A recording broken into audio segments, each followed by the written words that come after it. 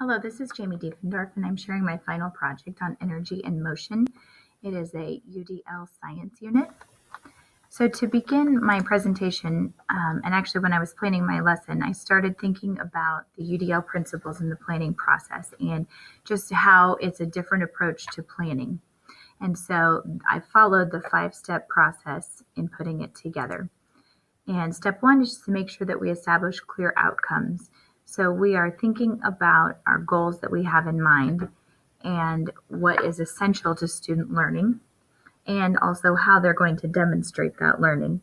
We're looking for the big ideas and how they're aligned to our standards, and also some other misunderstandings or misconceptions that the students might have as they're coming along. So after doing that, I looked at and I found for my unit, these would be um, my outcomes, my objectives. So the students, the first 3 are going to be specific to the science texts that we're looking for, or science standards.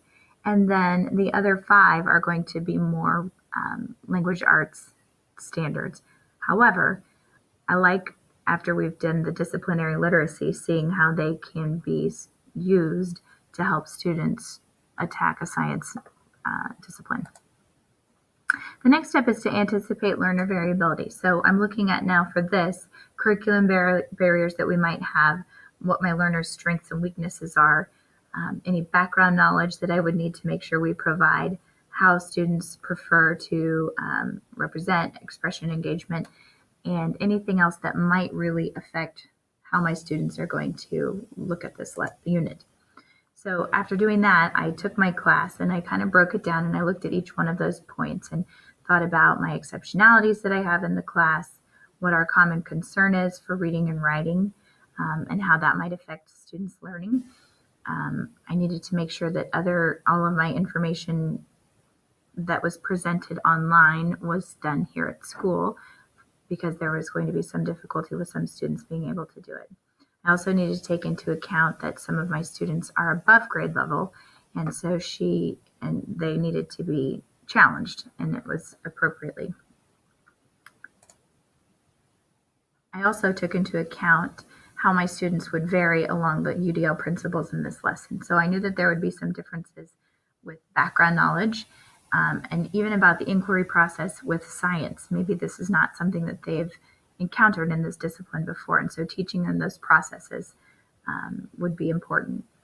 Also, I needed to make sure that I had variability in engagement, because science in general is exciting for them, but making sure that it was accessible for everybody, and how giving them choice and demonstrating their learning was important to me.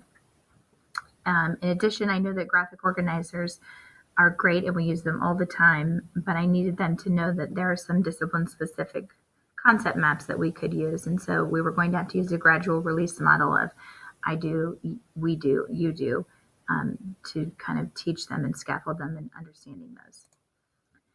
So then we have to have measurable outcomes in an assessment plan. And in looking at those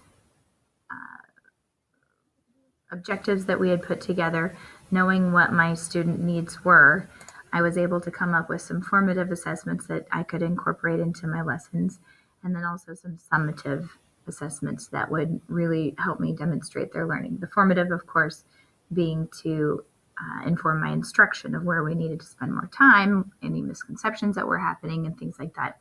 And then summative to make sure that the students had really grasped and can work with the knowledge that they have. Okay, step 4, now I get to go into the fun part of actually planning the instructional experience. So I'm using all of the information that I've already put together about our objectives, my variability, and how can I put them together, making sure that I've got high expectations for all of my students and that everybody's getting what we needed. There is a big lot to think about when you're doing this, and especially when you're doing it with the UDL in mind, because you have to think about engagement, representation, expression, and action. And so what I've done is I went through, and all of the UDL principles I could think about beforehand, I included in here, and then the rationale for why I would do those. I think is always important to be able to back it up with research based practices and why it's important. So I've got some that I had come up with ahead of time, and then as I was planning the lessons, I went back through and added it in there. So I'm just going to give you a few highlights of the actual unit and how I'm incorporating some of those UDL principles, because it was actually, when you look at the unit over a course of the whole unit, it's 17 days. So that's too many days to describe in this. But one lesson I wanted to make sure that we focused on was the UDL principle representation, making sure students have background knowledge, or we can activate it. And we do this with the probe. It's also included when we introduce a phenomenon and students watch a video and see what they know about it. Okay, we could also go into day 2. We do an inquiry activity where students are actually trying their best to figure out something without having given the information. It makes them think about it first. Here's a little video of that.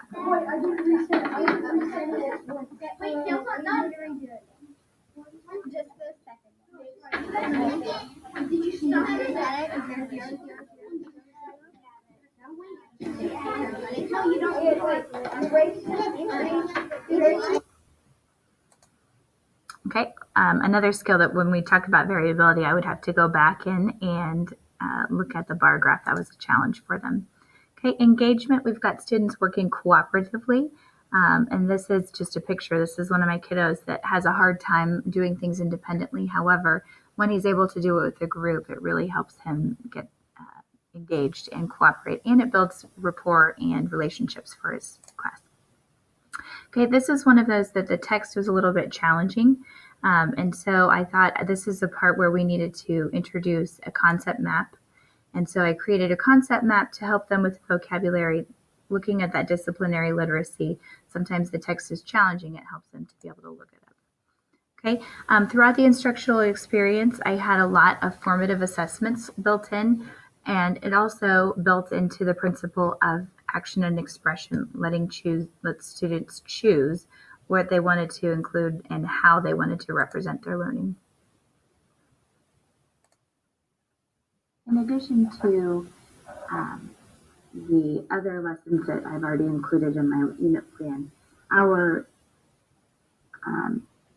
materials that we've used, this Inspire Science, also gives great opportunity for blended learning, because each of the lessons that we've gone through are included in an online format. So if students are unable to complete it in class, they can do it at home, or if they just need an extra review, they could even do it at home. And so each of them are linked on here to the website. There is variability in text size that students can adjust. They've got the vocabulary lists. They're able to print out pages if they need to. In addition, they can do some highlighting as they read through.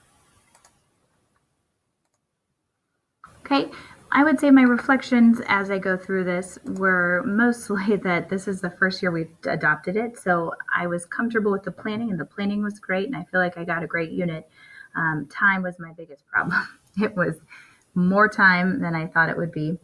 Most of the strategies we included worked well. And next time I would spend more time training students how to use the stopwatches. And I'd also like to incorporate more of the blended learning for next year. So I look forward to finishing the unit and seeing how it works out.